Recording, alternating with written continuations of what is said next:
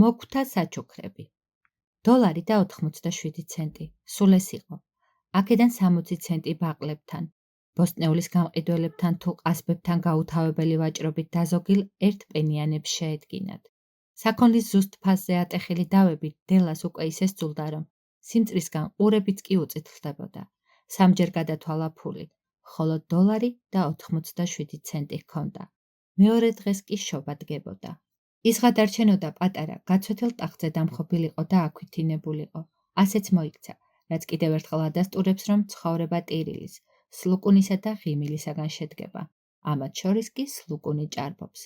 სანამ დიასახლისი ერთი ეტაპიდან მეორეზე გადავიდოდეს, ჩვენ სახლს მოვავლოთ თვალი. ავეჯით გაწყობილი ბინა კვირაში $8 დაექირავებინათ. ოთახი მთლად მათხოვრული არ იყო, მაგრამ დიდი მაწანწალათა გუნდი საცხოვრებლად გამომდგარიყო. ქვემოთ შემოსასვლელის კარზე საფოსტო ყუთი მიეჭედებინათ, რომლის ჭრილშიც ვერც ერთი წერილი ვერ შეცურდებოდა. იქვე იყო ელექტროზარის ღილაკიც, რომელსაც ვერც ერთი მოკვდავი ვერ გამოაცემინებდა ხმას. კარზე მიკრულ პატარა დაფაზე კი მისტერ ჯეიმს დილინგემ უმცროსი ეწერა. სიტყვა დილინგემი ლამაზად გამოეყვანა დაფაზე იმ კეთილ დროს, როცა მის მფლობელს კვირაში $30 უხდიდნენ. მას შემდეგ კი, რაც შემოსავალი $20-მდე შემცირებულიყო, სიტყვა დილინგემის ასოებიც აღარ ჩანდა კარგად. თითქოს ისინი ღრმად ჩაფიქრებულიყვნენ, მხოლოდ 100-მდე, მოკრძალებულ დუმდე ხომ არ შემცირდეთო. მიუხედავად ამისა, შინ დაბრუნებულ მისტერ ჯეიმს ყოველთვის ჯიმის ძახილითა და თბილი ჩახუტებით ხვდებოდა მისის ჯეიმს დილინგემი, ჩვენთვის უკვე დელად ცნობილი. ეს კი ძალიან კარგი იყო. დელამ ქვითინი დაასრულა და ცრემლიან ლოყებზე პუდრი გადაისვა. შემდეგ ფანჯარასთან დადგა და ერთხანს უყურებდა, როგორ სეირნობდა ნაცრისფერი კატა ნაცრისფერი ეზოს ნაცრისფერ ღობეზე. მეორე დღეს შობა იყო. მას კი ჯიმისთვის საჩუქრის საყიდლად მხოლოდ $1 და 87 ცენტი ჰქონდა. ყველა პენის აგროვებდა თვეების განმავლობაში და აი, სულ ეს იყო მისი დანაზოგი. კვირაში $20. აბა რას უნდა ჰყოფნოდა? ხარჯები გაცილებით მეტი აღმოჩნდა, ვიდრე მას ჰქონდა გამოთვლილი. ეს ხომ ყოველთვის ასია. მხოლოდ $1 და 87 ცენტი ჰქონდა ჯიმისთვის. რამდენი ბედნიერი საათი გაუტარებია იმაზე ფიქრში, თუ როგორი საჩუქარი უნდა ეყიდა მისთვის. ეს აუცილებლად რაიმე მშვენიერი, იშვიათი და ძვირფასი უნდა ყოფილიყო. რამე ისეთი, რომ ჯიმისნაირი პატრონი დაემსახურებინა. ფანჯრებს შორის კედელთან ტრიუმ მოიდგა. ალბათ გინახავთ ტრიუმო $8 ბინაში. ზოლებით დაფარული სარკის ზედაპირი მიახლოებით თუ ასახავდა გამოსახულებას. სარკის ვიწრო გვერდებში საკუთარი გარეგნობა რომ შეგეთვალიერებინა, ძალიან გამხდარი და მოქნილი უნდა ყოფილიყავი. ტანწერწერ და დელა ამაში დახელოვნებული იყო. დელა უეცრად მოშორდა ფანჯარას და სარკესთან დადგა. თვალები საოცრად უბწყინავდა, მაგრამ სახე 20-ოდე წამში გაუფითრდა. სწრაფად გამოიძრო სარჭებით მიდან და თმაც მთელ სიგრძეზე დაეშვა. დილინგემებს 2 რამ ჰქონდათ, რითაც ამაყობდნენ. ერთი ჯიმის ოქრო საათი იყო, რომელიც მანამდე ჯიმის მამას და უფრო ადრე კი მის პაპას ეკუთვნოდა. მეორე დელას თმა. შებას დედოფალს მოპირდაპირე ბინაში რომ ეცხოვრა, ერთ დღესაც დელა აუცილებლად გადმოფენდა ფანჯრიდან თმას გასაშრობად და მისი უდიდებულესობის ძვირფასეულებასა და საჩუქრებს დაჩრდილავდა. სოლომონ მეფეს კი ამავე სახლში შვეიცარად რომ ემუშავა და ქვაფენილზე მთელი თავისი სიმდიდრე ჰქონოდა დახვავებული, ჯიმი მის წინ ყოველი გავლისას ამოიღებდა თავის საათს, რომ შურისაგან გაცოფებულ სოლომონს წვერი დაეგლიჯა. ასე რომ, დელას მბრწყინავი თმა ყავისფერ ტალღებად ჩამოიშალა. თმა მუხლებამდე სწუდებოდა და მისთვის თითქმის 60-ვით იყო. აღელვებულმა დელამ თმა ისევ აიკეცა და იდგა, სანამ 1-2 ცრემლი არ დაეწვეთა გაცვეთილ წითელ ხალიჩას. მერე ძველი ყავისფერი ჟაკეტი შემოიცვა.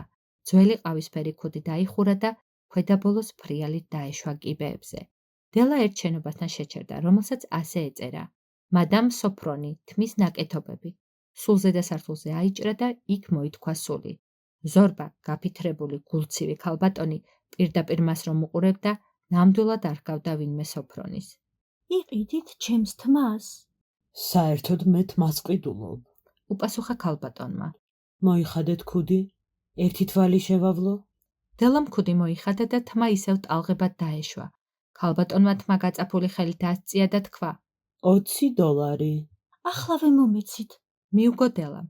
შემდეგი 2 საათი ვარდისფერი ფრთებით გაფრინდა. მომიტევეთ გაცვეთილი მეტაფორისთვის. დელა ჯიმისთვის საჩუქრის შესარჩევად მაღაზიიდან მაღაზიაში გადადიოდა. ბოლოს კი იპოვა, თითქოს საგანგებოდ ჯიმისთვის იყო შექმნილი. სხვა მაღაზიებში მსგავსიც არაფერი უნახავს, მიუხედავად იმისა, რომ არაფერი გამორჩენია. ეს იყო პლატინის ძეწყვი ჯიბის საათისათვის, მარტივი და მოკრძალებული, რაც ცხადყოფდა, რომ მისი ღირებულება მხოლოდ შინაარსით იყო განპირობებული და არა მოჩვენებითი გაფორმებით. სწორედ ასეთი უნდა იყოს ყველა კარგი ნივთი. ეს ძეწყვი საათს ნამდვილად შეეფერებოდა და დელამ როგორც კი დაინახა, მაშინვე იფიქრა, რომ სწორედ ეს უნდა ეჩუქებინა ჯიმისათვის. ძეწყვი ჯიმის ჰგავდა. ჯიმიც მასავით სადა და ძვირფასი იყო. დელამ $21 გადაიხადა და მხოლოდ 87 ცენტით დაბრუნდა შინ. საათს ამ ძეწყვს რომ გამოაბამდა, ჯიმის საზოგადოებაში ციფერბლატზე დახედვისა აღარ მოერიდებოდა. აქამდე კი საათს არც აჩენდა ხოლმე, ტყავის იმ ძველი თასმის გამო, რომელიც ძეწვის მაგივრობას უწევდა. სახლში რომ მივიდა, დელას აღელვება კეთილგონიერებამ შეცვალა. თმის დასახუჭუჭებელი მაშები გამოიღო გაზი აანთო და იმ საბედისწერო ქმედების გამოსწორებას შეუდგა, რომელიც დიდსულოვნებისა და სიყვარულის სახელით ჩაიდინა. ეს კი ყოველთვის ძნელი საქმეა, ძვირფასო მეგობრებო, აუტანელი. 40 წუთში დელას თავი თხელი ხშირი ყულულებით დაიფარა. ახლა სკოლიდან გამოპარულ ბიჭუნას გავდა. დელა დიდხანს უყურებდა თავის გამოსახულებას დაკვირვებით, კრიტიკულად. ჯიმი თუ მაშინვე არ მომკლავს და წამით მაინც დამაკვირდება, ალბათ მეტყვის, რომ კონის კუნძულების მომღერალი გუნდის გოგონას ვკავარ. დაასკვნა დელამ. მაგრამ რა უნდა მექნა მხოლოდ $1 და 87 ცენტით? 7 საათისთვის ყავა მზად იყო, გაზზე კი ტაფა კატლეტების შესაწვავად ცხელდებოდა. ჯიმი არასდროს იგვიანებდა. დელამ ხელში გადაიჯვარედინა ძეწყვი და მაგიდის კუთხეში იმ კართან დაჯდა, საიდანაც ჯიმი შემოდიოდა ხოლმე. კიბეებზე ფეხის ხმა გაისმა და დელას სახე გაუფითრდა. მას ჩვევად ჰქონდა ყოველდღიური წვრილმანების გამო პატარა ლოცვის წარმოთქმა. ახლაც ასე წაიჩურჩულა. გევედრები ღმერთო, დააჯერე, რომ ძველებურად მშვენიერი ვარ. ჯიმი შემოვიდა და კარი მიხურა. ძალიან გამხდარი და სერიოზული ჩანდა. საბრალო ყმაწვილი მხოლოდ 22 წლის იყო და უკვე ოჯახის რჩენა ევალებოდა. ახალი პალტო სჭირდებოდა და ხელთათმანებიც არ ჰქონდა. კართანვე გახევდა, როგორც სეტერი, რომელმაც მწყერი სუნი იკრა. მისი მზერა დელას მიეჯაჭვა. მის გამომეტყველებაში იყო რაღაც ისეთი, რისი წაკითხვაც დელას არ შეეძლო. ეს არც ბრაზი იყო, არც გაოცება, არც უკმაყოფილობა, არც შეძრწუნება. არაფერი, რასაც დელა ელოდა. ჯიმი უბრალოდ, უცნაურად მიშტერებოდა ცოლს. დელა სკამიდან წამოხტა და ქმართან მივიდა. ჯიმ, ძვირფასო, მიმართა მან. ნუ მიყურე ფასე, თმა შევიჭრი და გავყიდე, რადგან ამ შობას ვერ გადავიტანდი შენთვის რაიმე, რომ არ მეჩუქებინა. ისევ გაიზრდება, შენ არიდარდო, აბა რა მექნა, შობა მომილოცე, ჯიმ, გამხიარულდი. შენ ხომ არც იცი, რა მშვენიერი საჩუქარი გელის. თმა შეიჭერი? ძიმედ კითხა ჯიმმა. ჩანდა გონებისათვის ძალდატანების მიუხედავად ვერადა ვერ იჯერებდა. შევიჭერი და გავყიდე. მიუგო დელამ. ისე ძალიან აღარ მოგწონ ვარ, ეს ხომ ისევ მე ვარ, გრძელი თმის გარეშეც, ასე არაა? ჯიმმა უცნაურად მოათვალიერა ოთახი. შენ ამბობ, რომ თმა აღარ გაქვს? თითქმის იდიოტის გამომეტყველებით იკითხა. რაღაც ეძებ, უთხრა დელამ. ხომ გითხარი, გავყიდე მეთქი. დღეს შობის წინა დღეა, ნუ გამიბრაზდები ძვირფასო, შენთვის მოვიქეცი ასე. ჩემი თმის ყოველი ბეწვის გაზომვა შეიძლება, ჩემი შენ და მის სიყვარულის კი არა. დელას ხმაში მოულოდნელი სინაზე შეეპარა. აბა, დავაწყო კატლეტების საყვარელო? ჯიმი თითქოს ახლაღა გამოერკვაო, დელას მოეხვია. 10 წამით ჩვენი მრავლის მხედველი თვალი სხვა რამისკენ მივმართოთ. რა განსხვავებაა კვირაში $8 და წელიწადში $1,000,000 შორის? ამ შეკითხვას მათემატიკოსი ან ბრძენი არასწორად უპასუხებდა. მოგვებმა ძვირფასი საჩუქრები შეარჩიეს, მაგრამ მათ ღირებულებას სულ სხვა რამს ძენდა. ამ გაურკვეველ განსჯას შემდეგ მოვფენთ ნათელს. ჯიმმა ქურთუკის ჯიბიდან პატარა ფუთა ამოიღო და მაგიდაზე დააგდო. სწორად გამიგე, დეო. თქვა მან. არა მგონია ისეთი ვარცხნილობა არსებობდეს, ჩემი გოგო რომ გადამაყვაროს, მაგრამ ამ ფუთას თუ გახსნი, მიხვდები, რამაც გამაუგნა. დელას თეთრმა თითებმა სწრაფი მოძრაობით შეხსნეს თასმები. შემდეგ ქაღალდით შემოაძვრეს შეკვრას. დელას ჯერ ახტაცების შეძახილი აღმოხდა. მერე კი ცრემლები წასკდა, რამაც ბინის პატრონს მან უგეშებელი ძალების მოკრება აიძულა. შეკვრაში თმის სამაგრები იყო, მთელი ნაკრები, უამრავი პატარა სავარცხელი გრძელი თმის გვერდზე და უკან დასამაგრებლად. ეს სწორედ ის სამაგრები იყო, რომლებიც დელამ ბროდვეიზე ვიტრინაში ნახა, კუს ბაკნისაგან დამზადებული და ძვირფასი თვლებით შემკული სავარცხლები. დელას ჯერ გაგიჟებით მოუნდა მათი ყიდვა, მერე კი ვიტრინას ცრემლებით გამოეთხოვა. სულ მცირე იმედიც კი არ ჰქონდა, რომ ოდესმე მათი მფლობელი გახდებოდა.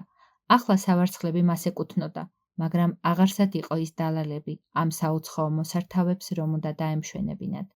დელამ საჩუქარი გულზე მიიკრა. მერე დაბინდული თვალებით ამოიხედა და ქმარს ღიმილით მიმართა.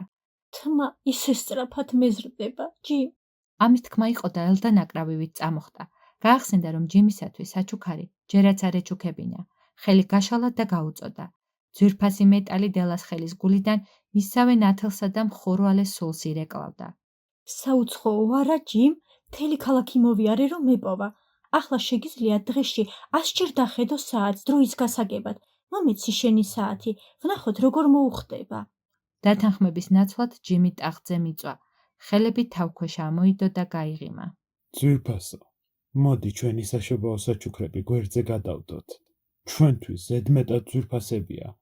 მე ხომ საათი გავყიდე, რომ შენთვის სავარცხლები მეჩუქებინა. სჯობს კატლეტები დააწყოდე? მოგვები, როგორც იცით, ის ბრძენკაცები იყვნენ, რომლებმაც პატარა იესოს ბაგაში მიართვეს საჩუქრები. სწორედ მათ ჩაუყარეს საფუძველი საშობაო საჩუქრების მირთმევის ხელოვნებას. მათი საჩუქრებიც უდავოდ მათსავით ბრძნული იყო. მე თქვენ იმ ორი სულელი ბავშვის ამბავი მოგითხრეთ, რომლებმაც უჭკუოდ გაიღეს ერთმანეთისათვის სახლის ყველაზე დიდი ძვირფასეულობები, თუმცა ისიც უნდა ვთქვა, რომ მათ შორის, ვინც კი საჩუქრებს გასცემს, ისინი ყველაზე გონიერნი აღმოჩნდნენ. ჭეშმარიტად ბრძენია ყველა ადამიანი, ვინც ასევე გასცემს და იღებს საჩუქრებს. ისინი მოგვები არიან.